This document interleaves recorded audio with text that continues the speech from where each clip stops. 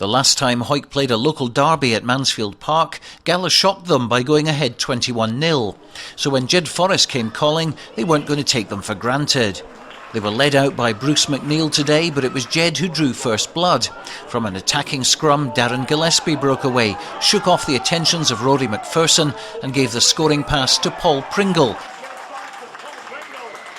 A dream start for the visitors, with only a few minutes on the clock, and with Ewan Scott kicking the conversion, it was 7-0 to Jed.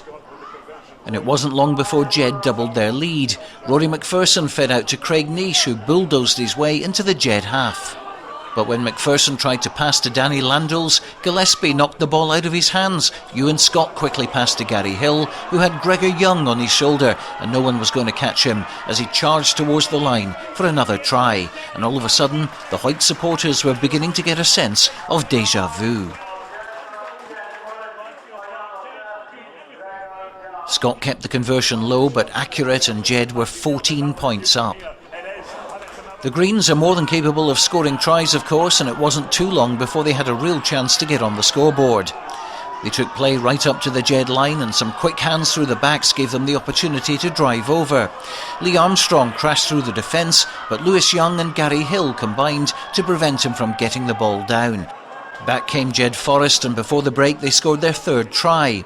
Ewan Scott setting up Gary Hill on the crash ball, and he went clean through two tackles before selling Neil Rennick a dummy and racing in under the posts. It really was a good try, this one. Hill still having some work to do and supported by Gregor Young, so a couple of options there, but the little show and go foxed Rennick, and he thoroughly deserved the score. Scott converted, and there was that familiar scoreline at Mansfield Park, HAWICK losing by 21-0. And that was the score at the break, with plenty for coaches Jerry McGuinness and Deke Armstrong to talk about. Well, it was vital HAWICK got the first score of the second half, and to their credit, they managed it. Bruce McNeil peeling round from the front of the line out to take McPherson's pass, and with just Ewan Scott to beat, the big man went straight through at pace to claim his fifth try of the season. You have to say, not many players would fancy bringing down McNeil in full flight, and this was one of those times where you just knew there was only one outcome as soon as he got the ball in his hands. Neil Rennick drop-kicked the conversion, and HAWICK were on the way back, but still with a mountain to climb. Soon after, David Lowry nearly got over the line for a try, but the referee said it was held up. So he was doubly determined to get the touchdown when he received the ball moments after, and this time he got the thumbs up, and he was absolutely delighted with his effort. Rennick slotted the extras, and HAWICK were now just 7 points behind. And just look who popped up again to cause even more grief for Jedforest. Bruce McNeil saw another slight gap in the Jed defence, took route one to the line, where he managed to ground the ball to the satisfaction of the officials, and it was try number 6 for him for the season. But more important, HAWICK were right back in this game, and with Rennick successful again, it was all square. Then Jed were penalised, giving Rennick a simple chance to take the lead, and remarkably the Greens had overturned a 21-point deficit to lead by 3 points. They held that lead into injury time, and as the clock ran down, Jedforest knew they had to salvage something from this game and attempted to pick and drive their way as far up the field as they could to maybe give Ewan Scott a chance at a drop goal to gain a draw.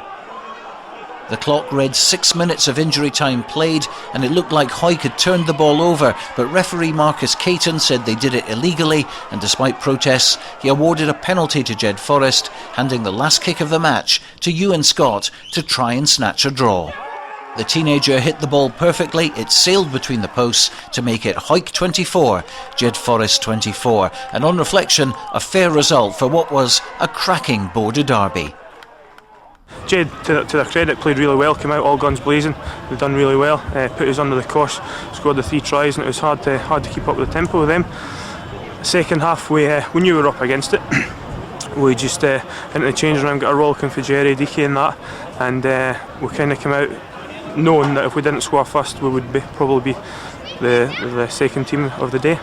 There's a few games this season where we've panicked a little bit when we've been in the lead instead of just calming it down and playing some sensible rugby, and closing games out like this. But all in all, we that last minute penalty saved our bacon, if you like. But I think we deserved at least a draw today. It was really disappointing for us to come off the back of two wins, to come here to our home turf, massive crowd, and let them down again. I would say we probably should have. We were aiming for a bonus point win there, but as I say, Jed, hats off to him, played really well. The season's going better really for us than what the league suggests. I think we're working on a lot. We've got a lot of young lads in the side. We've changed completely the way we're used to playing, and it's starting to come together now. You know, I mean, obviously coming away to HAWICK is a great result for us. Really, 24s each. You know, I think as a whole, the season obviously the results could have been a lot better, but you know, I think we're going to get there. We're getting there. So I'm quite pleased in the way the lads are responding and the way we're changing the game plan, sort of. 9 games now into the season. What's your assessment? It's all to play for. All the teams are playing well. Maybe 5 teams in contention. I think every point is vital. Every single point is vital. You just got to try and pick up points left, right, and centre.